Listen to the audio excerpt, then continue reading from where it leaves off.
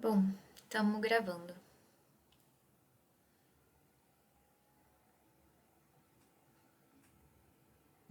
Quem vai nos assistir, né?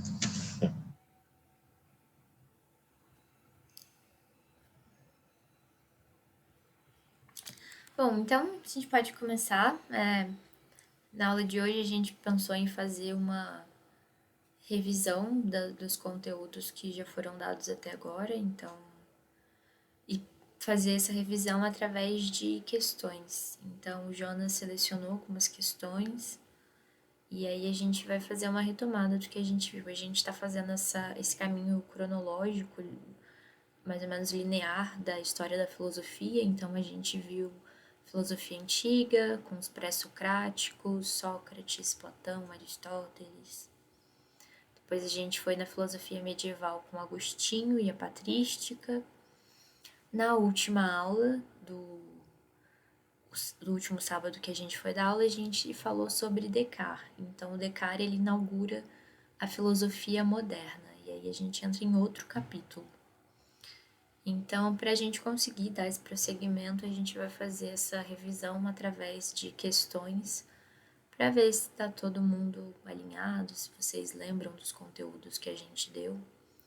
E daqui a pouquinho eu mando o link do Forms para vocês também preencherem a presença. É bem importante que vocês preencham esse form, galera. Não esqueçam, daqui a pouquinho eu mando no chat. O Forms é importante para a gente ter esse tipo de vínculo, né? Tanto o Forms como a presença aqui, né? Já apareceu no nosso grupo também que a gente está vendo só 4, né, alunos. Não bate com os alunos que estão vindo presencial. Então, uma das formas da gente conseguir ter esse vínculo para remuneração, é até difícil falar que é remuneração, mas é um auxílio, né? É chato, mas é assim que precisa, como verba pública, né? Então, isso é uma verba pública, gente. Assim como. Não queria falar de política, mas, enfim, né? Como tem as discussões lá em Brasília sobre as verbas, essas coisas, essa verba chega para nós. Então, ela precisa ser bem fundamentada, legalizada. Não chega a ser um trabalho, mas é um auxílio, né? Então, a gente consegue ter um tipo de vínculo mais forte. Todo ano a gente tem o mesmo problema, até é legal falar com vocês que estão aqui, vou elogiar vocês, que vocês estão aqui firmes e fortes para chegar no cursinho e se preparar para o fim do ano, né? Então, na maior parte dos cursinhos, do antigo Emancipa, agora Confluências, a gente tem essa perda dos alunos, né? Que a gente chama de evasão. Você já deve ter ouvido falar isso nas escolas públicas também, né? Mas na escola pública não existe esse vínculo ainda, né? Que seria financeiro, como um incentivo. Então, funciona desse jeito. Então, para terminar minha fala, fico feliz que vocês estejam aqui. Como a Júlia falou, a gente escolheu algumas questões, né? As questões que a Júlia escolheu têm a ver com a matéria que a gente passou do presencial. Eu acho até importante falar também que eu acredito, eu vou falar com a Júlia de novo, que a gente precisa fazer com que o nosso encontro virtual, não ia confundir presencial com virtual, mas o virtual, ele seja mais participativo no sentido de vocês fazerem as questões. Por quê? Porque quando eu e a Júlia escolhemos passar uma matéria nova, que foi a filosofia helenística, que vem depois do Sócrates, o Platão, Aristóteles, a gente percebeu que a matéria que a gente estava trabalhando no presencial, eles perderam, né? Então, você tem meio que um gap, uma lacuna, no caso, que alguns alunos vieram, outros não. Não vou lembrar de nome, tá, gente? Porque é difícil eu decorar o nome de todo mundo, mesmo a não ser que vocês falem, mostrem o rosto de vocês, eu vou conseguir memorizar com mais facilidade. Eu não consigo ver se vocês estão fazendo o acompanhamento completo, sabe? Então, eu acho que a partir de diante, se a gente tiver essa pouca adesão, é melhor a gente fazer laboratório, uma oficina para a gente fazer questões juntos, né?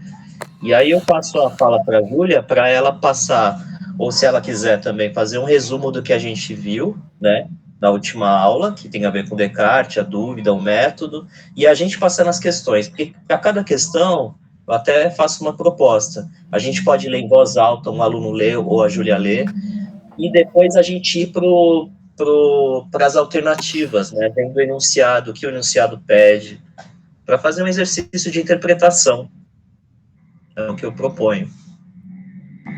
Só uma perguntinha, Jonas. Essas questões, você, você colocou elas num documento? Você consegue espelhar elas? Como que a gente passa para eles?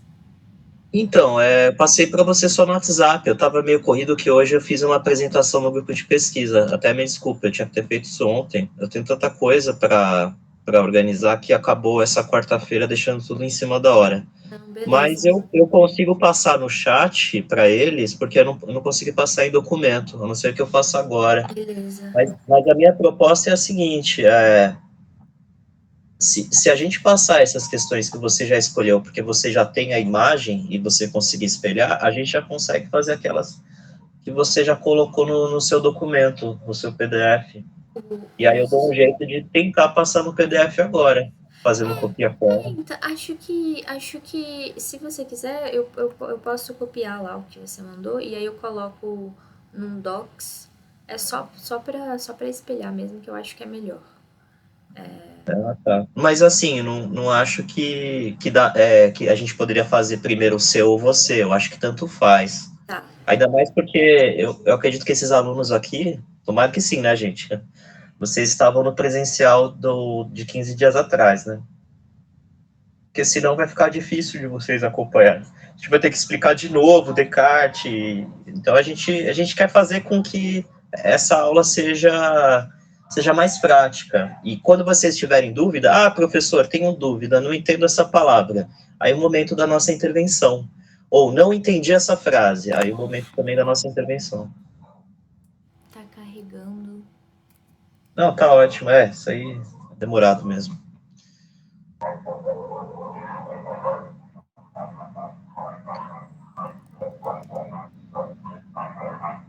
No primeiro semestre eu fiz um exercício com eles disso, de algumas questões. Vocês se lembram? Tem algumas folhas que alguns alunos me entregaram que eu preciso devolver. Depois eu falo com eles. Eu passei umas questões para eles responderem. Beleza. Bom, então, gente, na aula passada a gente seguiu a nossa cronologia e a gente começou a ver a filosofia de Descartes. Eu tinha feito uns slides, só que aí no final a gente não conseguiu usar, mas a gente entrou nesse período da modernidade, então a modernidade começa, ou idade moderna, ali no Renascimento, ela se opõe à tradição medieval, e aí a gente tem o Descartes, que é esse inaugurador da filosofia moderna, e a questão do Descartes é que ele duvida para ele achar um conhecimento verdadeiro.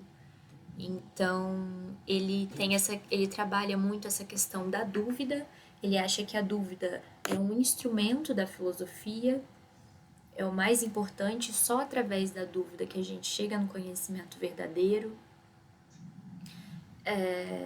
E ele usa essa dúvida como um instrumento, como um método para ele chegar na filosofia, para ele chegar em certezas. Então eu estou passando aqui rapidinho pelos slides, porque as questões estão no final. Mas para ele é importante essa questão da clareza e da distinção. Eu não sei se vocês lembram da última aula que a gente deu, que tinha um método e a primeira etapa do método era achar um conhecimento claro e distinto. Depois você tem outros procedimentos, você tem o procedimento de separar o problema em partes, depois você começa pelo mais simples e vai para o mais complexo, e por fim você revisa todos os seus passos e vê se está tudo certo. Então, essa clareza e distinção é importante. E agora chegamos no que a gente quer fazer hoje, que são questões para a gente tentar fazer essa revisão do que a gente viu em aula. Vai Então, continuando, que eu estou passando o documento para você, tá? Eu vou colocar um no PDF, eu fiz um copia-cola aqui. beleza, beleza. Então, vamos lá. A gente tem a nossa primeira questão. É amplamente conhecido na história da filosofia como Descartes coloca em dúvida todo o conhecimento até encontrar um fundamento inabalável, uma espécie de princípio de reconstituição do conhecimento. Neste processo, Descartes elege uma regra metódica que orientará na busca de novas verdades. A regra geral que orientará Descartes na busca de novas verdades é: então, por esse enunciado. É um enunciado que retoma um pouco do pensamento de Descartes, que ele coloca em dúvida todo conhecimento, até ele achar um conhecimento, um fundamento inabalável, e a partir desse conhecimento inabalável, dessa certeza indubitável, que ele consegue prosseguir e conhecer mais sobre o mundo, e achando Boa outras noite, certezas. professora Júlia. Oi, pode falar. Tudo bem? É a Marli. Deixa eu falar uma coisa. O que eu sei do Descartes é que ele era matemático. Aí Isso. a senhora fala que ele tinha dúvida? Dúvida do quê? Ótima, Então, Maria. ótima, Mas vai lá, vai lá. ótima pergunta, Marli, obrigada. Então, sim, ele era matemático. Geralmente vocês conhecem ele porque na matemática vocês usam o plano cartesiano, né? Que são essas coordenadas geográficas. Mas Descartes também foi muito importante para a filosofia, talvez até mais importante para a filosofia. E ele se inspira na matemática para ele fazer esse método dele sobre o conhecimento. O que acontece? Ele achava que na filosofia ele não conseguia encontrar uma certeza tão certa quanto a matemática. A matemática você tem as demonstrações e todo mundo consegue chegar exatamente nos mesmos resultados a partir de certos procedimentos. A filosofia, ela não tinha esse método, não tinha esse conhecimento certo. Então, cada um falava uma coisa, o conhecimento para Descartes não era seguro. Ele vivia numa época que o argumento de autoridade era muito usado. Então, foi assim porque foi, e tal pessoa falou que foi assim, e não tem discussão, só aceita que foi assim, e ele não aceitava, ele não se satisfazia com o que falavam para ele. Então, ele buscava ativamente achar um fundamento verdadeiro para a vida, para o conhecimento no geral. Então, ele se inspira na matemática. Esse método que ele usa é um método que na matemática a gente pode ver coisas similares. Você primeiro pega uma coisa clara, você separa em partes, você faz o mais fácil primeiro. Então, se a gente pensar, por exemplo, a gente está fazendo uma função, a gente não faz de uma vez só, a gente vai fazendo cada parte de uma vez até a gente chegar em um resultado. Então, ele se inspira muito na matemática para tentar achar um conhecimento indubitável na filosofia. A gente tava comentando sobre isso na última. Você quer falar alguma coisa, Jonas? Não, eu acho que é o suficiente. Marli, eu passei no grupo um texto que a gente publicou na época lá da pandemia sobre Descartes. Aí você faz uma leitura pausada, porque a gente conseguiu trabalhar bem isso em aula. Infelizmente, eu acho que você não estava no sábado, né? Então, a questão que ela falou é isso. A dúvida, ela é um método. Ele quer buscar um método científico seguro. E é por isso que aparece a palavra dúvida. Não confunda a palavra dúvida com desconfiança. Ele não está desconfiado porque ele não acredita nas coisas. É porque, na verdade, ele quer buscar algo que seja de uma certeza tão absoluta que você não pode negar de jeito nenhum, que não pode virar opinião. É só por isso. É isso. Ficou tudo bem para você? Você quer falar mais alguma coisa? Porque a matemática ela é exata, 2 mais 2 é 4, né? Então, aí ele está falando que ele buscou uma certeza, algo exato, Mas antes dele, aí veio quem? Ele foi percussor de quem? Descartes. Só uma dúvida. Eu sei que a filosofia moderna, ela é de experimentos, né? Então, Aí é que se a gente fundamentar tudo isso, a gente precisa voltar um pouco para a aula. Mas assim, ó, para resumir, o que a gente trabalhou em aula, a gente trabalhou a filosofia e a ciência moderna. Então a gente falou do Descartes, eu até coloquei uma questão sobre o Galileu também, antes de falar do Descartes. Só que o Descartes, quando ele está fazendo a Galileu também abordagem era dele, filósofo. sim, ele é. Ele é filósofo, matemático, cientista. Quando ele aborda nos textos que a gente escolheu, o Descartes está tentando buscar o fundamento de tudo que existe. Então, aquilo que eu vejo, aquilo que eu escuto, aquilo que eu sinto, se isso tem certeza ou não tem certeza. Se isso é possível de duvidar ou não duvidar. Aí ele tem o argumento do sonho. Por isso, Marli, eu falei assim, é um argumento muito longo. Se a gente tentar reduzir isso em 5 minutos, fica muito difícil. Então, o que eu passei? Eu passei para lá no grupo o texto, aí eu peço encarecidamente para você ler esse texto, e aí depois de ler esse texto, responder. Pode Pode me ser? pode Porque mandar aquele depois. material é um material que tem no livro didático.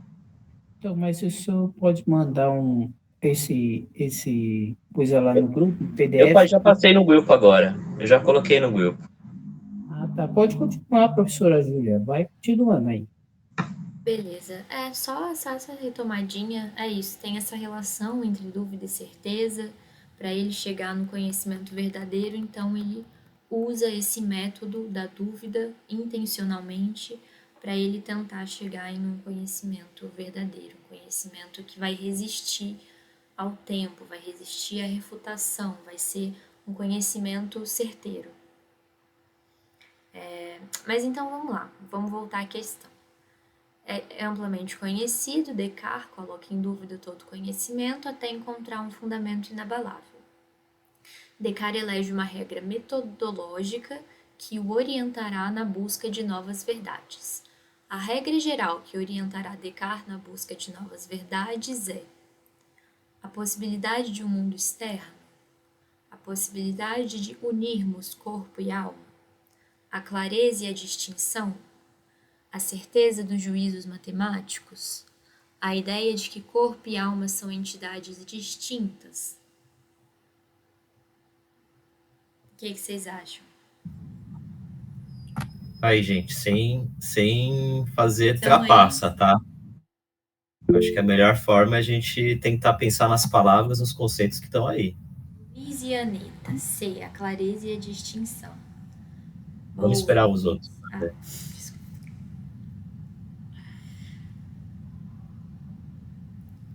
Emily, C.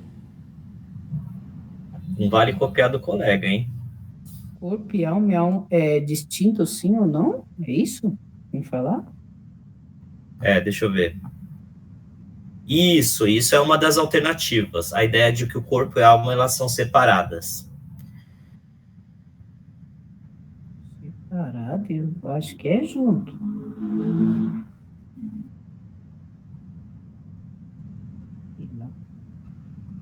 Bom, então, podemos. Vamos. Como você quer fazer? Deixa eu ver como é a sua forma. Vai lá, Júlia, você já começou a questão?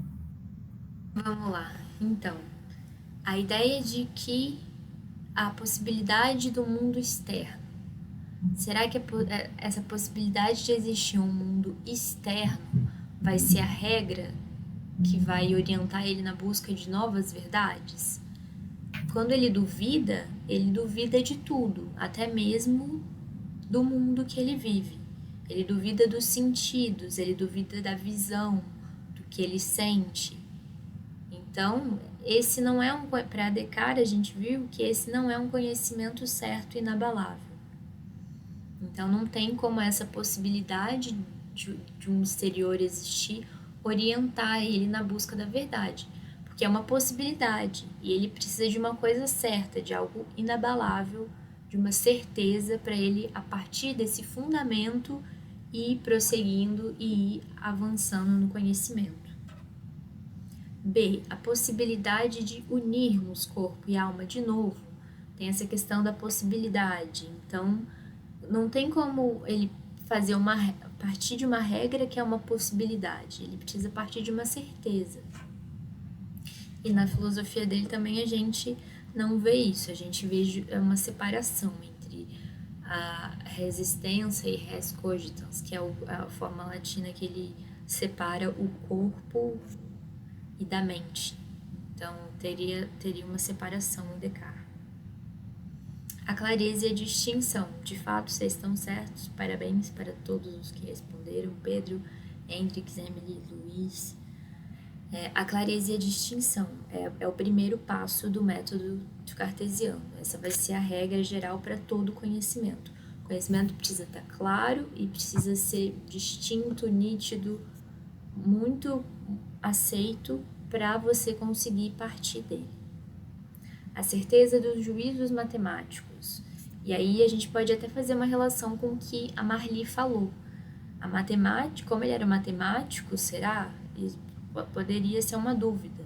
Mas a gente viu que no processo da dúvida, uma das etapas da dúvida dele, ele duvida até mesmo da matemática, porque ele coloca a possibilidade do gênio maligno. Então, ele poderia até mesmo estar se enganando sobre a matemática, então ele também suspende o juízo sobre a matemática nesse momento. E, por fim, a ideia de que corpo e alma são entidades distintas. Também não tem relação, não é uma regra que vai orientar ele na busca do conhecimento. Você quer comentar, Jonas? É uma questão bem simples. Na verdade, tem uma confusão muito grande quanto os autores, de confundir, que eu acho que está nessas alternativas, é confundir meio e fim. Porque, no fundo, se você ler bem o enunciado, ele diz assim, a regra geral que orienta o autor, Descartes. Então, não é o que ele encontrou, não são as descobertas dele, é o meio que ele faz para chegar nas descobertas dele. Ou seja, se ele descobriu se o mundo externo existe ou não existe, não é a regra geral. Então, não pode. Se a regra geral é saber se o corpo e a alma estão unidos, não dá. E mesma coisa na E aqui, ó, que corpo e alma são separados, né? Distintos aqui quer dizer separados. Então, aí sobra só a C e a D.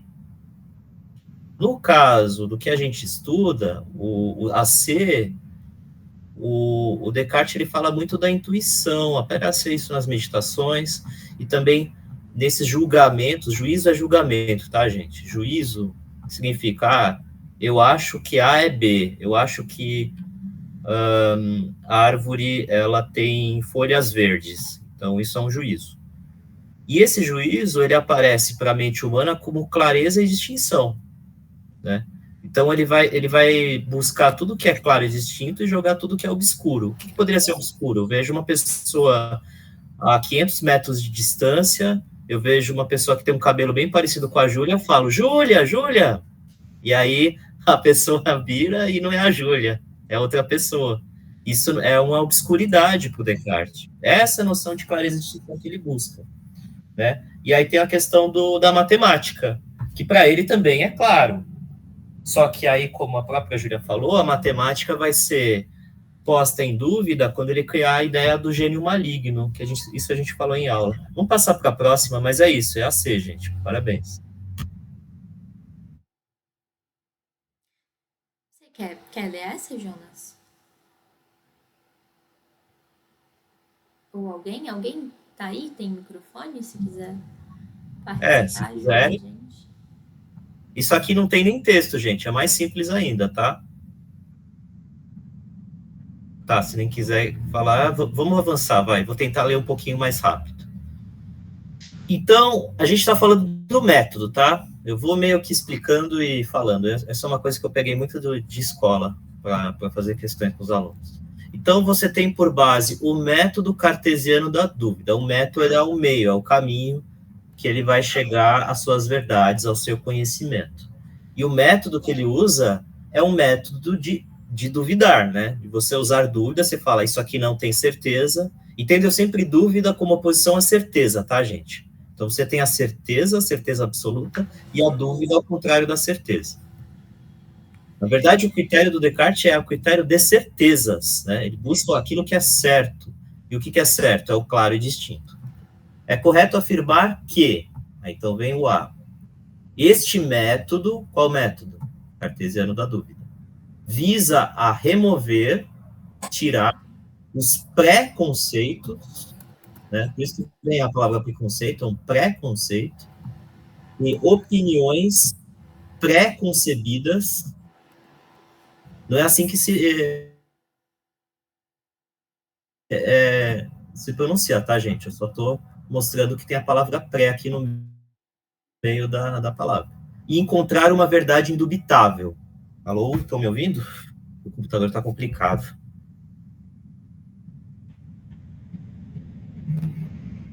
Estamos ouvindo, Jonas. Então vou falar. É porque deu uma travada aqui, o meu computador é antigo. B, ao engendrar é formar, né, a dúvida hiperbólica. O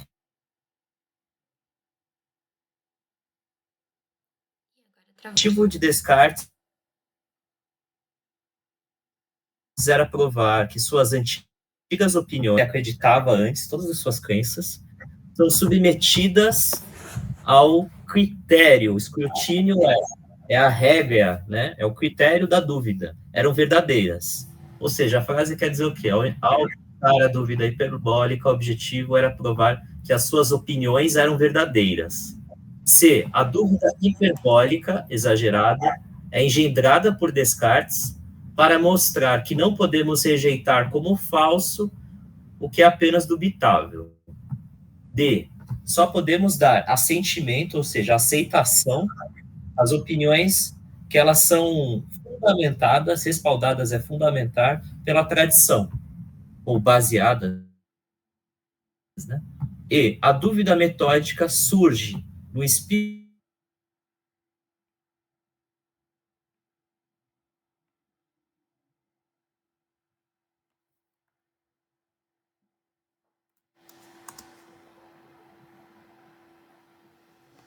E o Jonas caiu. Ele saiu. A gente pode. Vamos seguindo enquanto ele não volta. Bom, então a gente viu esse método cartesiano da dúvida. Ele terminou de ler as questões?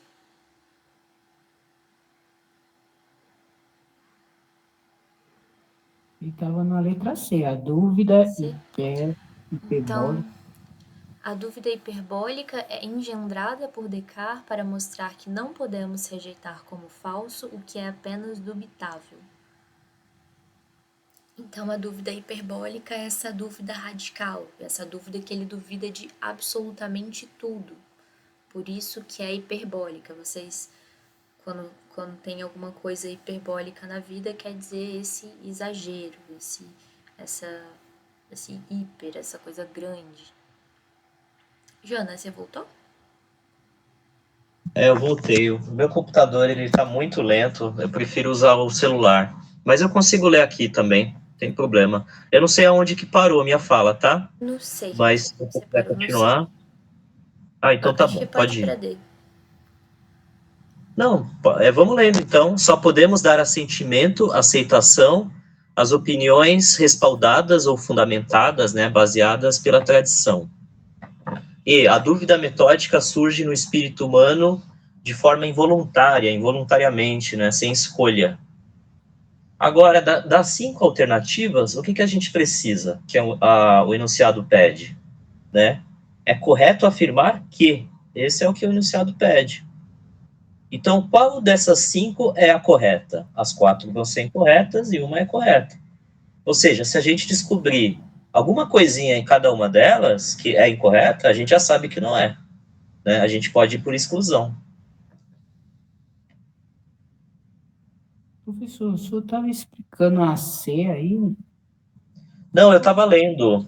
Eu estava lendo. É porque caiu o meu computador, ele está muito lento, viu, Marli? Então eu estou usando agora o celular.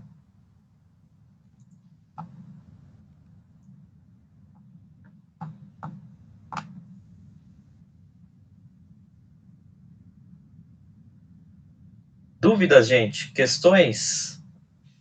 Perguntas? Não entendeu alguma palavra, alguma frase?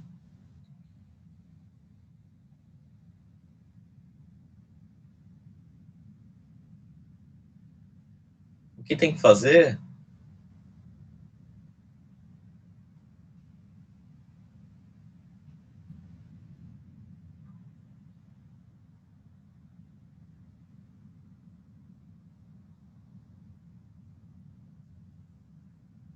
Escrutínio significa regra. Eu posso ver no dicionário, tá?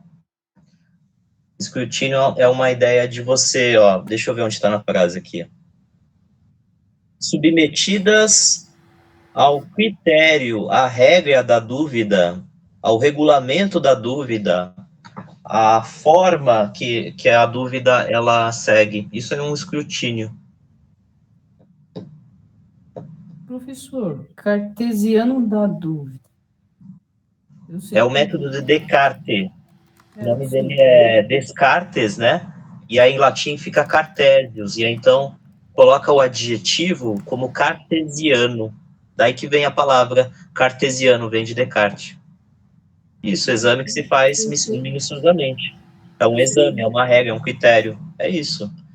Não precisa saber a palavra exata. A gente consegue descobrir isso por uma espécie de, vamos chamar assim, de contexto. Se eu trocar essa palavra critério, faz sentido. Se eu colocar exame, também. O que é um exame? Né? Não, eu só sei que o Descartes ele fez matematicamente o cartesiano. Daí eu falei, ué, cartesiano de tudo. Daí isso falou que tá certo. Entendi, mas eu não sei qual que é a resposta. O Luiz acha que é a letra A. Vamos lá.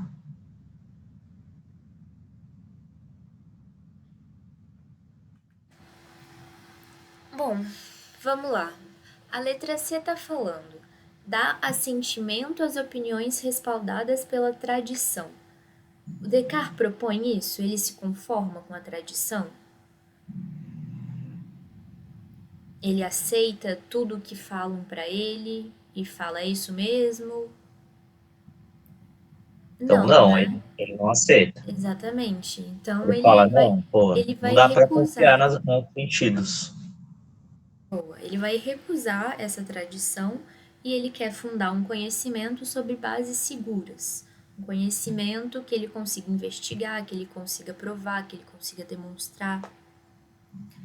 A dúvida metódica surge no espírito humano involuntariamente? Então é de uma forma espontânea, gente. Involuntário quer dizer assim, não escolhi e de repente, opa, apareceu uma dúvida. Não, parece meio brincadeira, mas É, é meio absurdo. a gente duvida naturalmente das coisas. A gente muitas vezes não sabe o que está certo, mas a dúvida metódica é diferente, porque é a dúvida posta como um método Dúvida com para desconfiança. conseguir conhecimento. Então, por isso que não é involuntário. A gente pode duvidar normalmente na nossa vida, mas a dúvida metódica cartesiana é um procedimento que visa dar um caráter até mesmo científico, quase, para a filosofia, visa dar um caráter de assegurando de que o conhecimento vai ser válido, vai ser indubitável. É uma dúvida racional, gente, não é uma dúvida sentimental. De repente você fala, ai, mas será que? Não, não é bem assim.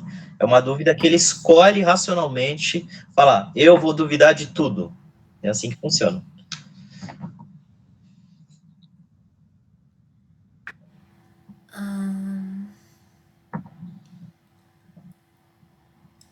Esse método visa remover preconceitos e opiniões pré-concebidas e encontrar uma verdade indubitável.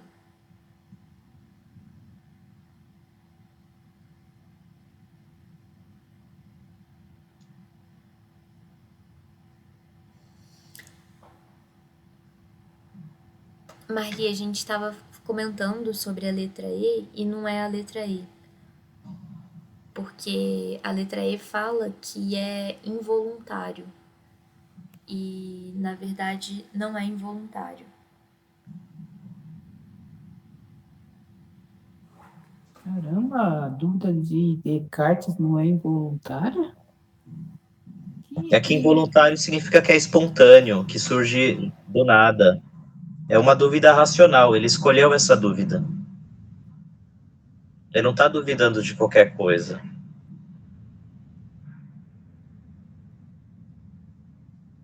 A Emily, você falou não pra quê?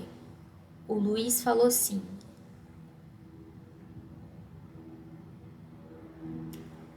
O método, de fato, visa remover essas opiniões preconcebidas e também encontrar uma verdade indubitável.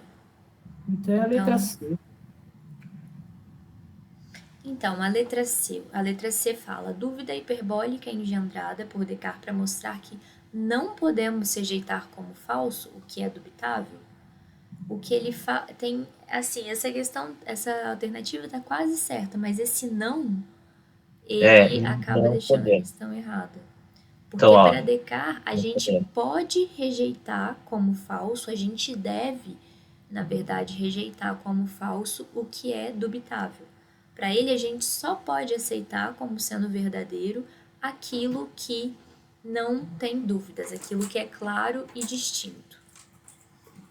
a gente poderia, por exemplo, tirar o não e ver como fica na frase. Ó. A dúvida é criada por Descartes para mostrar que devemos rejeitar como falso aquilo que é dubitável.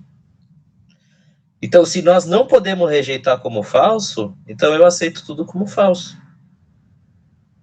Não faz sentido, né? Se não tivesse não, então estava correto. Isso mesmo, Marli. Vamos então avançar? Qual que é? O Luiz falou a letra A. De fato, é a letra A. O método não quer nada que tá, não, nenhuma opinião, ele quer uma verdade indubitável, um conhecimento seguro, um conhecimento verdadeiro, e a partir daí ele pode conhecer melhor sobre o mundo. Bom, eu acho que, assim, deu pra gente fazer uma retomada sobre Descartes, já são 15 para as 9. Eu acho que a gente pode colocar suas questões, as questões sobre os outros temas que a gente trabalhou também, que foi Agostinho, filosofia antiga, para a gente conseguir abranger tudo. Pode ser? Pode ser, vamos lá. Se você conseguir colocar, você vê como que o meu celular tá ruim aqui para... Meu celular não, meu computador tá ruim para eu conseguir veicular. Beleza. Eu abri a dele, tá? Professora, Júlia, só pode explicar porque a letra A é a certa? Eu não entendi.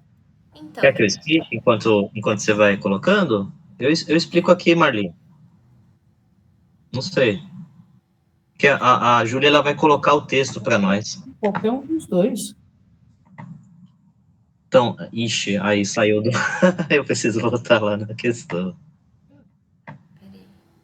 Ela tirou. Não, peraí, eu acho que eu vou no celular, Marli, rapidinho. Porque ela colocou aqui todos os slides. Depois ela pode passar no grupo. É assim, ó, é a C. Posso responder, Júlia, se quiser responder? Então, vamos lá. Aqui, ó. A dúvida hiperbólica, não se importe com essa palavra hiperbólica, tá? Ela só está atrapalhando aqui. Ela é engendrada, ou seja, ela é criada por Descartes, formada, gerada, né? Ele que criou essa dúvida. Esse método, né? Para mostrar que nós não podemos rejeitar como falso. A é totalmente correta, de acordo com o conteúdo. E o porquê? Porque, na verdade, é o método que a gente passou, né? O método Descartes, ele tenta tirar todas as crenças que a gente recebe na vida, toda a tradição, tudo aquilo que a gente ouviu falar. né? Então, o método dele, ele busca encontrar uma verdade que ele não pode ter dúvida, como as opiniões a gente tem dúvida. Seria nesse sentido.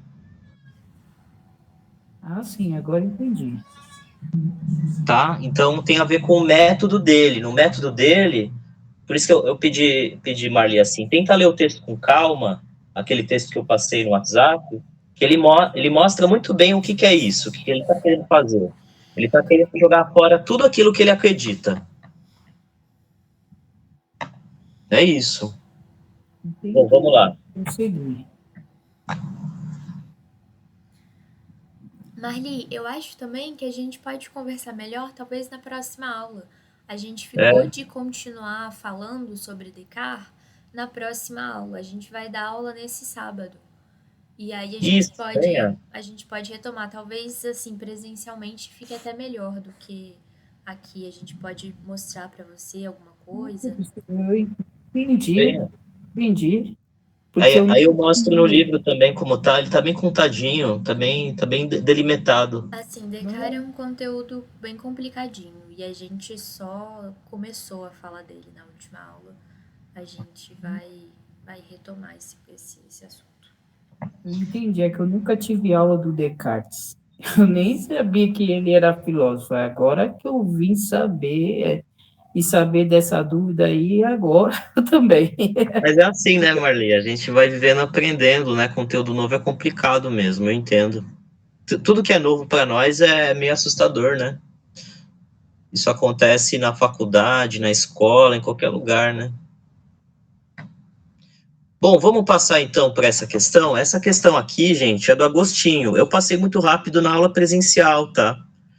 Mas como a gente vai ler esse texto do Agostinho, a gente vai tentar ver mesmo com interpretação, tá? Mesmo quem não conseguiu ainda ter acompanhado a apresentação, né, que a gente fez no presencial. Então, vamos lá. Esse é o texto do Agostinho. Então, eu vou ler aqui para agilizar, né? O Agostinho escreve num livro chamado A Natureza do Bem, né? E aí a citação começa assim: se os nossos adversários, ou seja, as pessoas que são contrárias a mim, que pensam diferente, né? Que admitem, esses nossos adversários, a existência de uma natureza, ou seja, de uma coisa, a natureza aqui é uma coisa, que ela não foi criada por Deus, então existe uma coisa, uma natureza que não foi criada por Deus. Eu vou explicando no meio, tá? Porque é um texto antigo, a gente vai vendo. Deus, vírgula, o sumo bem, então o Agostinho ele já está definindo que Deus é o sumo bem. O que seria o sumo bem? O bem maior, o bem supremo, né? Quisessem admitir, os adversários, que essas considerações estão certas. Essas que a gente não sabe, vamos ver o que ele vai falar. Deixariam de proferir, ou seja, dizer tantas blasfêmias. Quais blasfêmias?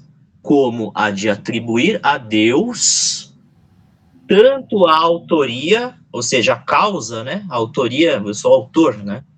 A autoria dos bens quanto dos males. Pois, sendo ele coloca em maiúsculo, para se referir a Deus, fonte suprema da bondade, ou seja, Deus é fonte da bondade. Nunca poderia ter criado aquilo que é contrário à sua natureza. Mas a natureza de quem? Aqui no texto fica um pouco ambíguo, né? Eles fizeram isso de propósito, tá, gente? Quem colocou essa questão aqui quis que o aluno, né, quem está fazendo a prova, o candidato, lesse com cuidado esse texto. Então, nunca poderia ter criado, quem? Deus, aquilo que é contrário à sua própria natureza, ou seja, a natureza de Deus, ou seja, a essência de Deus, as características de Deus, o que vem de Deus. Tudo bem até aí? Deu para acompanhar? Sei que é difícil esse texto, mas é assim mais ou menos como cai, tá? A gente tem que ler com calminha. Depois, no final, a gente vê aqui, final não, né? Embaixo, o enunciado que vai pedir a alternativa, né? Então, para Agostinho, não se deve, então já está falando que é uma negação, né? Não se deve não se deve atribuir a Deus a origem do mal. Nossa, mas quase nem falou do mal aqui no texto. Então, mas é isso que o enunciado pede. Não se deve atribuir a Deus, ou seja, a origem, de onde vem o mal. Por quê? Aí vem a questão A. O surgimento do mal, a origem do mal, ela é anterior à existência de Deus. Olha que maluco de pensar isso. Então, o mal veio antes de Deus existir. B. O mal, enquanto princípio ontológico. Aí a pessoa, né, o aluno fica tremendo, falando, ai caramba, não sei que palavra é essa, ontológico. Gente, esquece essa palavra, tudo bem? Ontologia significa estudo, ciência do ser, né? Então, o mal, enquanto princípio, ou seja, um princípio do universo, isso ontológico quer dizer que é uma ciência do ser, ela não depende de Deus, ela independe de Deus. Será que é isso? Vamos ver então. C. Deus apenas transforma a matéria, que é, por natureza, uma matéria má. Ou seja, Deus pega a matéria, transforma ela, e ele diz que essa própria natureza da matéria é mal, né? Mais ou menos isso que está dizendo a C. Deus, por ser bom, né? Deus não pode criar o que é oposto a ele, o mal. E Deus se limita a administrar a dialética. Dialética é uma palavra que significa diálogo, tá? É um diálogo entre contrários, né? Como se você tivesse duas oposições, por exemplo, céu e terra, cima, baixo, esquerda, direita, sei lá, até as formas míticas, né, entre masculino e feminino e assim por diante. Isso é dialética. E essa dialética, ela existe entre duas forças opostas, que é o bem e o mal. E aí acaba. E aí, gente? Agora é tremer nas bases, né? Alguém aí tava na aula que a gente deu sobre Agostinho? Quando a gente deu essa aula, a gente usou esse mesmo trechinho para falar sobre a questão do mal. Alguém lembra? Alguém deu uma olhadinha nos slides que a gente colocou lá? Vocês têm acesso, né, aos slides? Alguém já chegou a dar uma olhada no material que É a gente bom, gente. coloca lá? É Vamos legal, cobrar. assim. Só a aula nunca é suficiente. É sempre interessante que vocês depois peguem o material que a gente trabalha, dá uma olhadinha. Se É, vocês uns 5 tiverem. minutos, gente. É rapidinho.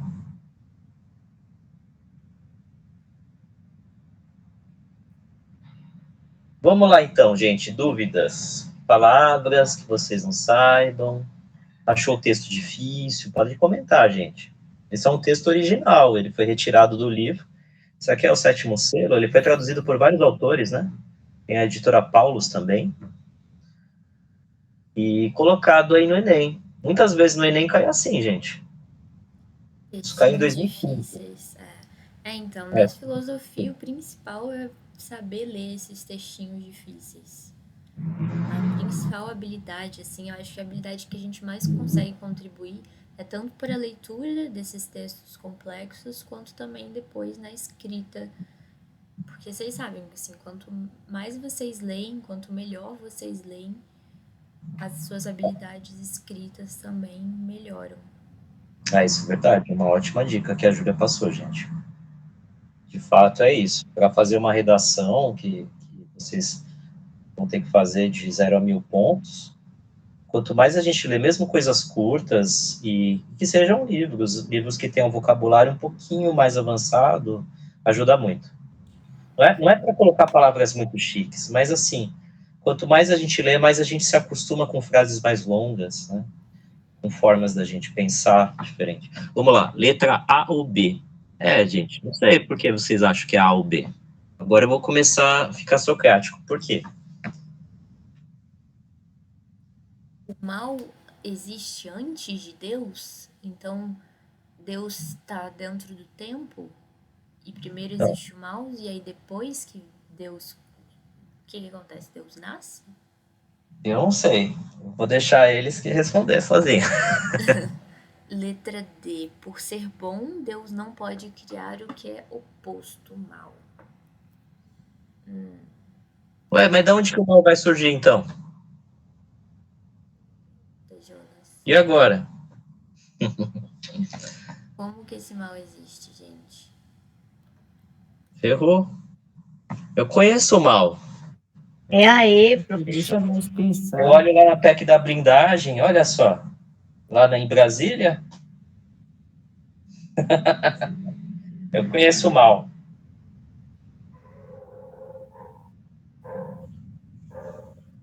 Acho que é aí. Pedro Gabriel. Fazer umas piadas, gente. Aí pode falar. Escrever, falar. Esse Agostinho quer acabar com a nossa mente, né, gente? Caramba. É aí, professor. É aí. Perfeito.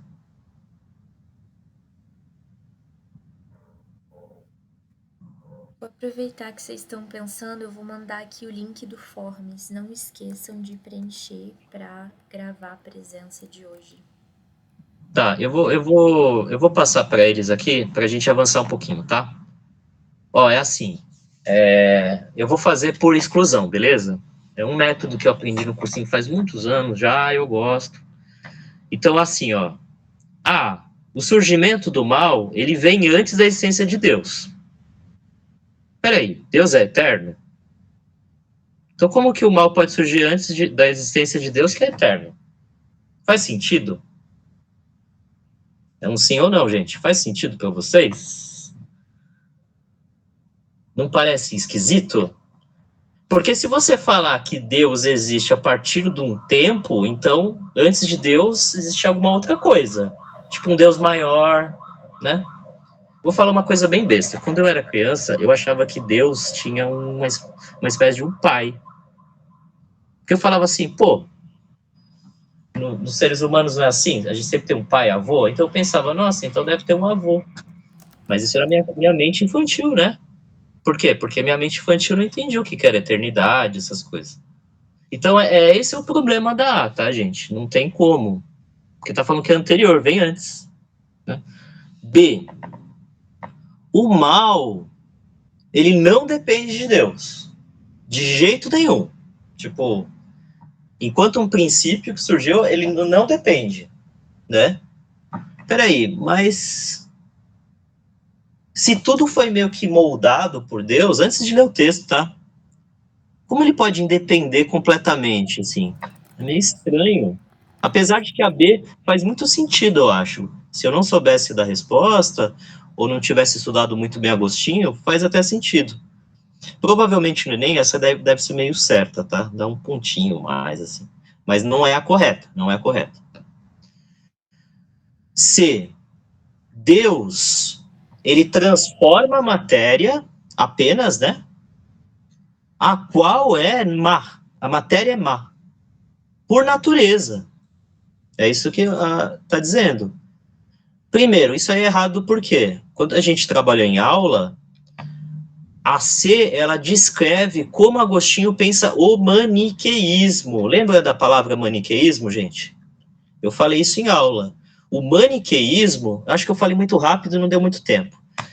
É uma doutrina onde você tem uma espécie de duas forças ou dois deuses. O Deus ligado à matéria, carne, né, como a gente pode chamar, e ele é ruim, ele nos degrada, ele nos rebaixa. E a matéria espiritual, ou a luz, né, a energia, ou outro nome que você dê, ela é boa. Então essa luta entre o bem e o mal é o maniqueísmo. E aí o ser humano fica refém, como se fosse uma marionete dessa luta, né, entre a matéria e o espírito. Isso é maniqueísmo. Então não dá para ser isso, por quê? Porque para Agostinho a matéria não é má se a matéria foi criada por Deus, né? Então não faz sentido. Tudo bem nisso, Nascer? Vamos para E. Deus, ele se limita a gerir ou administrar Administrar é isso, gerir, né? Ele está gerenciando. Deus é um gerente aqui, ó. A dialética, o conflito entre o bem e o mal. Então ele é uma espécie de um juiz, um administrador, um gerente, aonde tem o bem e o mal, e ele tá lá, opa, peraí, é isso? E é isso que o texto traz também? E aí o que sobra? A D. Por quê? A D já o próprio texto diz, se você for na linha 2, ó, a existência de uma natureza não criada por Deus, né? O sumo bem, ou depois na quarta linha, pois sendo ele, Deus, fonte suprema da bondade, então vem dele a bondade e ele é definido por bondade, ou por bem, né?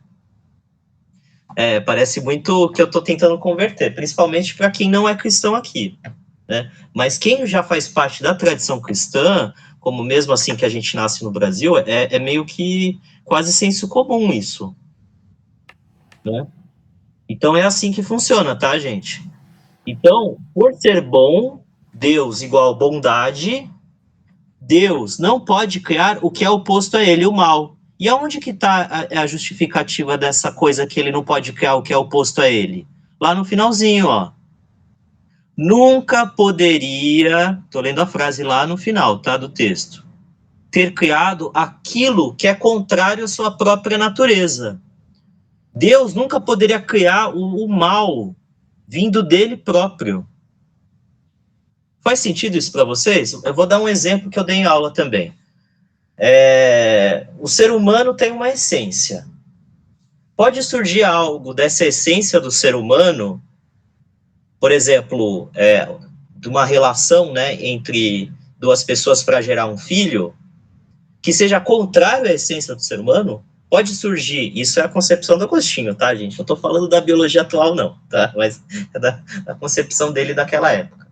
Poderia surgir algo que é contrário à essência do ser humano? O que seria contrário? Sei lá, um outro animal, um outro ser. Isso é possível? Poderia surgir uma planta? Não. Então, o ser humano ele só consegue gerar aquilo que é ser humano, né? Assim como as outras espécies de plantas, seres vivos. Por isso, o Agostinho acha que é um absurdo, é uma contradição pensar que de Deus pode surgir algo que é oposto à sua própria natureza. Tudo bem nisso? De qualquer modo, eu meio que expliquei de novo o que a gente falou em aula, tá? Acharam difícil essa?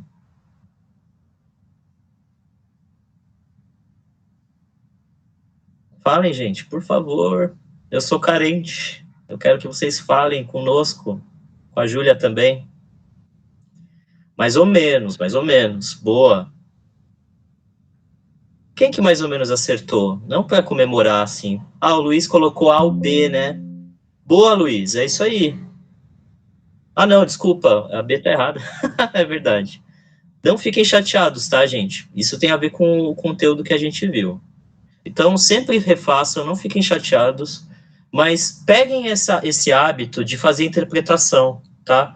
Olhem o enunciado essa frase do meio, voltem no texto se você tiver dúvida, não tenha medo de ler de novo, tá? Sério mesmo. A gente pode passar para o próximo? Pegar um pouquinho mais do tempo? 9:05 ou não? Sabe? Se quiser ler essa aqui é o Galileu, a gente trabalha em aula isso aí. Eu acho que é um texto muito bom esse texto do Galileu. Eu pensei muito em vocês, assim, porque a gente tinha falado rápido do Galileu da Revolução Científica, em 2014 caiu um texto muito bom dele, né? Mas se você quiser ler, não sei, Julião. A filosofia encontra-se escrita neste grande livro que continuamente se abre perante nossos olhos, isto é, o universo, que não se pode compreender antes de entender a língua e conhecer os caracteres com os quais ela está escrito. Então, bom, até aqui o que ele está falando? A filosofia está escrita em um livro, mas a gente não consegue ler um livro sem conhecer a língua que esse livro está escrito. Então, por exemplo, eu vou abrir um livro que está em francês. Eu só vou entender o que está escrito se eu conhecer a língua, se eu conhecer os caracteres. Então, por exemplo, um livro em grego, eu preciso conhecer os caracteres, eu preciso conhecer a língua para eu conseguir entender, compreender o que está escrito no livro. E para Galileu, a filosofia está no universo, então na vida. Ela está diante dos nossos olhos. A gente só precisa conhecer a língua em que ela está escrita. É uma metáfora, gente. Vocês conseguem enxergar essa metáfora? É bem bonita essa metáfora do Galileu. Na verdade, a metáfora seria entre o livro e o universo, né? A filosofia, ela se encontra neste grande livro que se abre perante os nossos olhos, ou seja, o universo. Conseguem compreender essa metáfora, gente? O universo como um livro? É isso. Bom, vamos E a continuar. filosofia seria o acesso a esse livro, né? Mais ou menos assim. Aí eu estou meio que exagerando um pouco na interpretação, mas parece que é isso que o texto quer dizer. Vai lendo, Júlia, tá legal isso aí. Bem bonito esse texto. Ele está escrito em língua matemática. Os caracteres são triângulos, as circunferências e outras figuras geométricas, sem cujos meios é impossível entender humanamente as palavras. Sem eles, vagamos perdidos dentro de um obscuro labirinto. Então, nessa segunda parte, ele já coloca uma proposição. Na primeira, ele joga uma proposta também, mas não deixa muito claro, e depois ele coloca, bom, se a filosofia está nesse grande livro, esse grande livro está em língua matemática. Então ele aponta o que antes não estava tão claro. Uhum. O conhecimento está em língua matemática, os caracteres são triângulos, circunferências, então os caracteres são figuras geométricas. Sem eles, não é possível entender as palavras. Então, sem essa linguagem própria da matemática, nós vagamos perdidos dentro de um obscuro labirinto. Então, o que a gente entende por isso? Que é através da matemática, da linguagem matemática, que a gente vai conseguir entender o mundo, entender o universo. Então, a gente não vai ficar mais perdido. A gente vai conseguir enxergar. O mundo vai estar perante os nossos olhos e a gente vai saber interpretar eles a partir dessa linguagem. E aí tem a questão, no contexto da Revolução Científica do século XVII, na última aula a gente comentou que Galileu Galilei foi um dos personagens principais dessa Revolução Científica. Então, nesse contexto, assumir a posição de Galileu significava defender a continuidade do vínculo entre ciência e fé dominante na Idade Média. Então, nessa revolução, ele defendia uma continuidade. B. A necessidade de o estudo linguístico ser acompanhado do exame matemático. Então, ele está falando de uma coisa que tem que acompanhar a outra. Então, elas vão juntas? São duas coisas diferentes? Letra C. Oposição da nova física quantitativa aos pressupostos da filosofia escolástica. Então, nova física quantitativa. O que significa isso? A gente sabe que Galileu, ele fez proposições na física. E a gente sabe também que A gente estudou, a gente não estudou, mas quando a gente estava falando da patrística, a gente mencionou que a filosofia escolástica foi outra corrente que estava ali na Idade Média. Letra D. Importância da independência da investigação científica pretendida pela Igreja. Então, a Igreja, ela incentivava a ciência E de forma independente, né? de forma E aí? independente, será? Letra E. Inadequação da matemática para elaborar uma explicação racional da natureza. Então, inadequação, como se a matemática não servisse para explicar racionalmente a natureza, é isso que ele está propondo? É inadequado, né? Não é adequado. Matemática não é adequada. Então, dentro dessas alternativas, o que vocês acham que é? Valendo.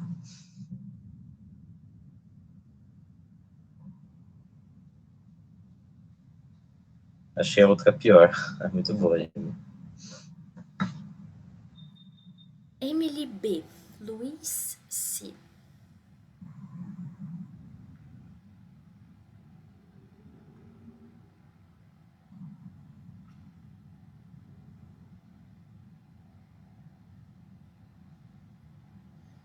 Tem mais alguém aí pensando que quer mais tempo?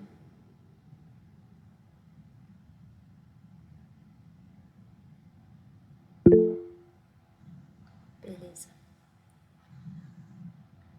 Vou deixar um pouquinho de tempo.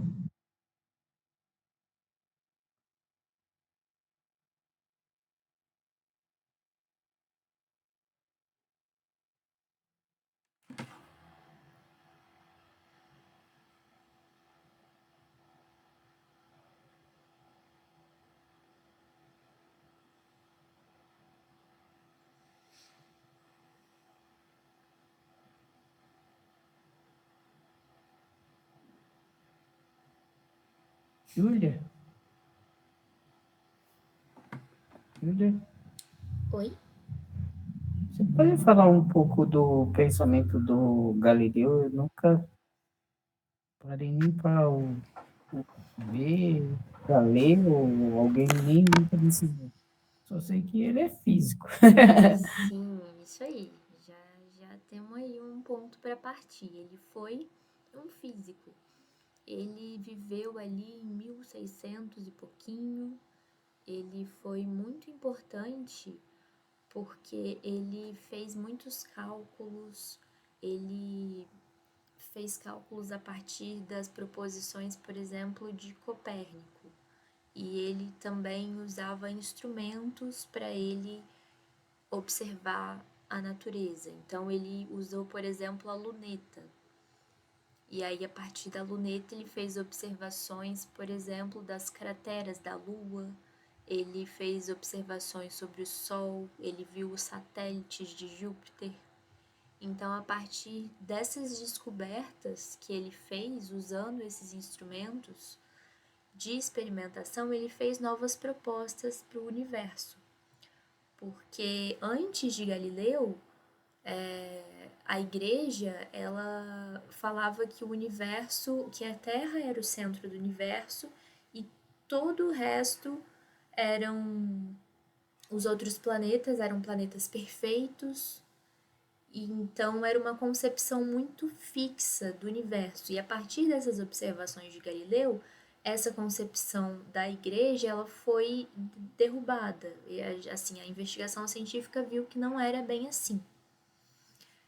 E aí, nesse sentido, a igreja acabou. A igreja acabou acusando Galileu de heresia, falou que, ele estava falando várias coisas que iam contra os dogmas da igreja, e no fim a igreja acabou condenando Galileu. Ele, bom, ele ficou muito mal, ele ficou ostracizado, ele não foi morto. Mas ele até chegou no final a se render assim, e falar: tá bom, eu acredito do que a Terra é o centro do universo, mas para tentar se livrar da morte. Mas então teve essa tensão. Então, tentei fazer assim uma recuperação breve da biografia dele, das principais contribuições, mas ele foi um personagem principal dentro dessa revolução científica. Eram Muito bom. justamente os cientistas tentando compreender o mundo e se afastar dos dogmas da igreja. E aí da concepção da época, que era de 1000 anos ou mais de 1000 anos da Idade Média. É só isso mesmo. Aí a gente tem a ciência moderna. É isso. Vamos para as questões? A maioria foi A e B, né? B e C, aliás, né? Para as alternativas, aliás. Você confunde questão com alternativa. B e C. Tipo, o povo aqui tá achando que é B. Hendrix, Pedro Gabriel, Maria Miato. A necessidade do estudo linguístico será acompanhado do exame matemático? Será que é isso que ele está falando?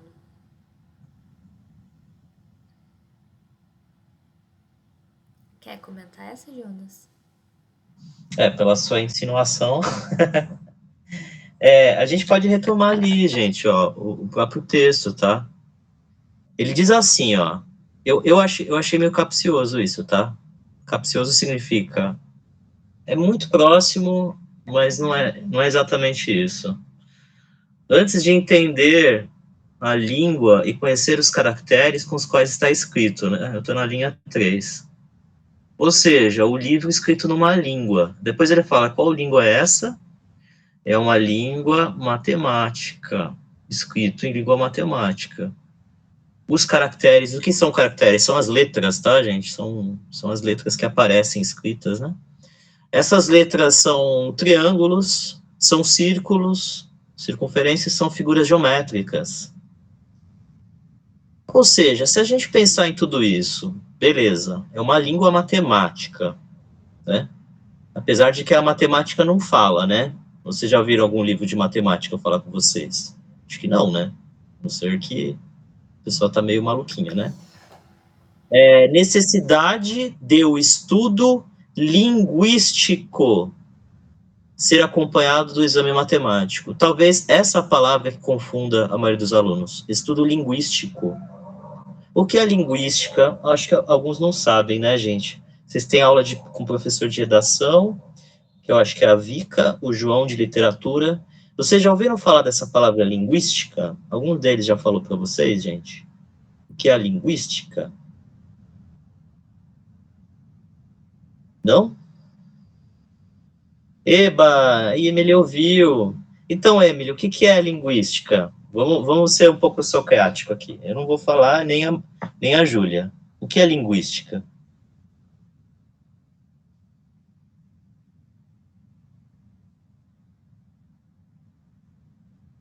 Estudo das linguagens, né?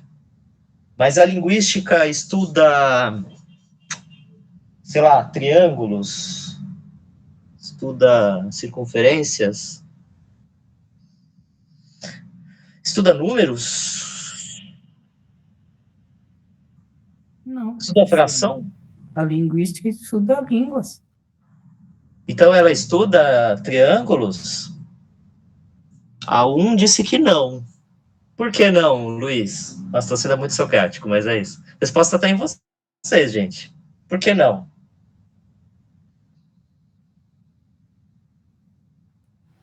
Porque ele estuda línguas. Mas... então é um debate. A matemática seria um tipo de linguagem. Mas será que tradicionalmente a linguística estuda isso? Se a gente fizer um curso de linguística e perguntar, olha, eu quero aprender matemática. Ixi, aí é um bom debate, tá? Tradicionalmente não. Perfeito. Tradicionalmente não. Por isso que eu fiz a brincadeira, tá? É uma definição de língua. Comunicação é outra coisa, tá? Aí são teorias muito complicadas para o ensino médio, mas é isso. Será que daria para falar e escutar usando matemática? É uma pergunta para vocês. Imagina minha voz saindo só matemática. É possível? Isso seria uma língua? É uma pergunta para vocês.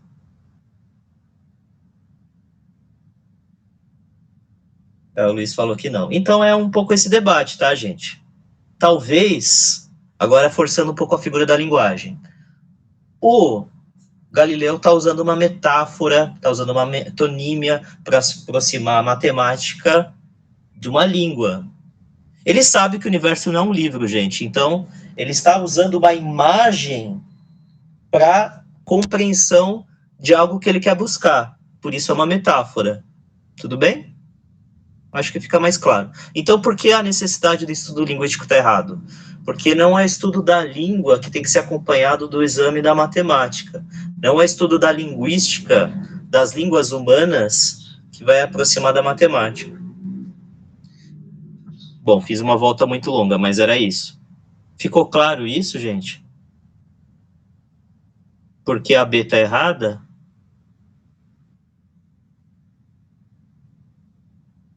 Tá. E a C? O que a C quer dizer? A oposição da nova física quantitativa.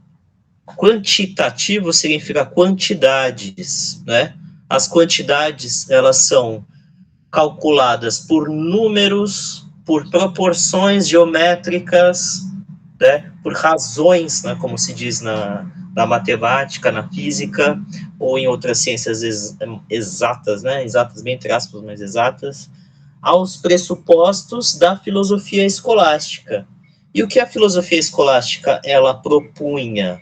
Uma física que não era quantitativa, né? Como a gente falou um pouquinho na aula presencial, né? Você tinha os 4 elementos, água, fogo, ar, terra, que são elementos de qualidades, né? De sensações, né? E de movimentos qualitativos, não eram movimentos quantitativos medidos por réguas, por números. E isso era a filosofia medieval baseada em Aristóteles. Então, é a C a correta. No contexto da Revolução Científica, assumir a posição de Galileu significa defender uma física de quantidades. O aluno que entendeu que a palavra quantidade está aqui, eu acho que essa é uma questão difícil, tá, gente? Vou ser sincero com vocês, caiu em 2014. Você vê como, às vezes, eu acho que o Enem antes, ele cobrava até mais os alunos. Quantidade se refere à matemática, né? Então, o candidato ele tem que associar que a palavra quantidade está relacionada com triângulo, com circunferência, com figura geométrica. E essa é a resposta. O que vocês acharam, gente? Difícil? Eu acho difícil. Eu acho de médio para difícil essa daí.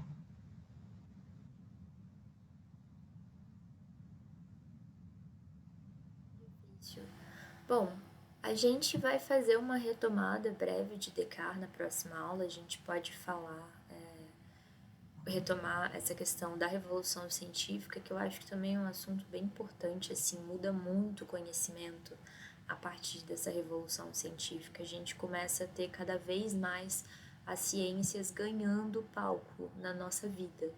E hoje a gente vive num mundo em que a ciência já quase dominou tudo. E a ciência usa quantidades, usa gráficos, né? Usa matemática, usa geometria. Mas a matemática, assim como o Galileu fala, ela é uma espécie de caracteres, né? Ele não está querendo dizer que esses caracteres eles são as próprias coisas do universo, mas é a forma como a gente entende, compreende, acessa as leis da natureza do universo. Muito profundo isso, gente? Difícil? Isso lembra um pouco Pitágoras, que lá no começo do ano que a gente falou, tá? Pitágoras tinha essa visão, só que era uma visão muito mais diferente dessa aqui, mas é próxima.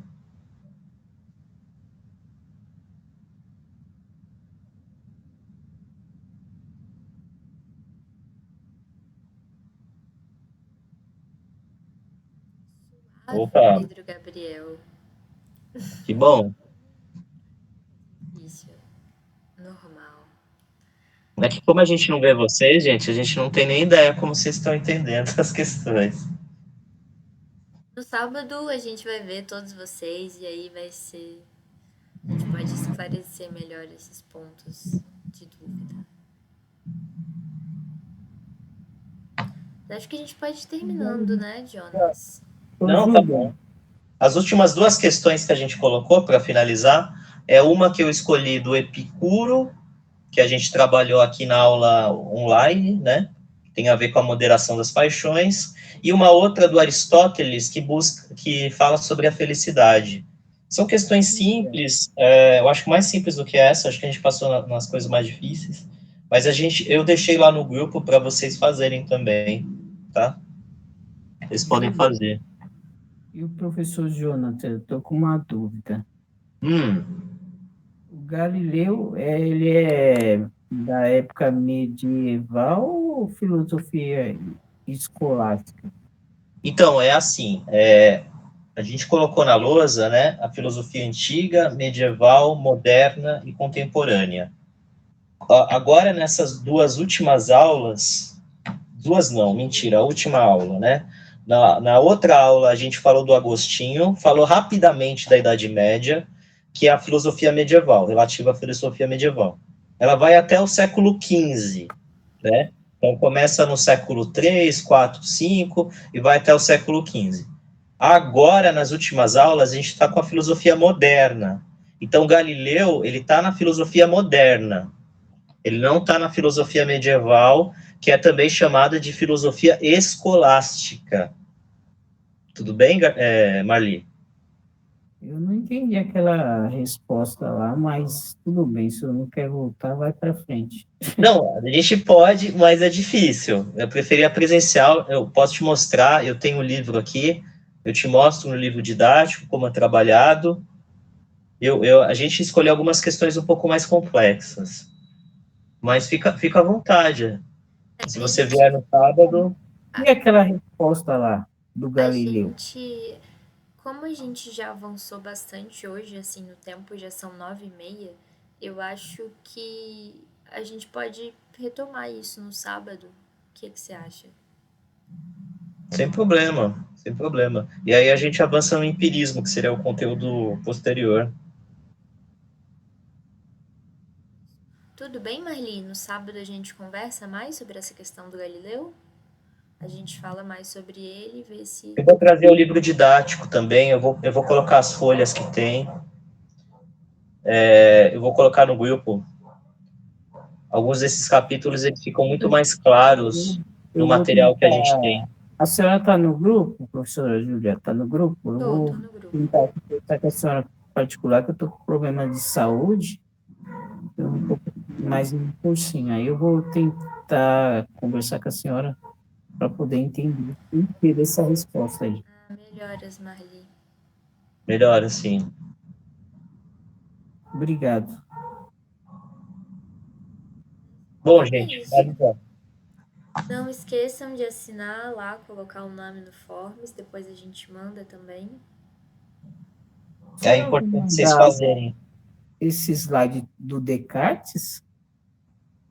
Posso mandar sim. É porque eu queria ter apresentado ele na última aula. Ai, gente, desculpa. Ai, desculpa. Um minutinho. Oi, boa noite. Eu vou ver se ela vai poder, porque ela planejou isso para hoje. Lá no Drive, professor Bruno, tem Gente, Santa eu tenho que sair. Já deu aqui minha hora, desculpa. Mas depois eu passo para vocês sim os slides, tá bom? Eu também tenho um compromisso, preciso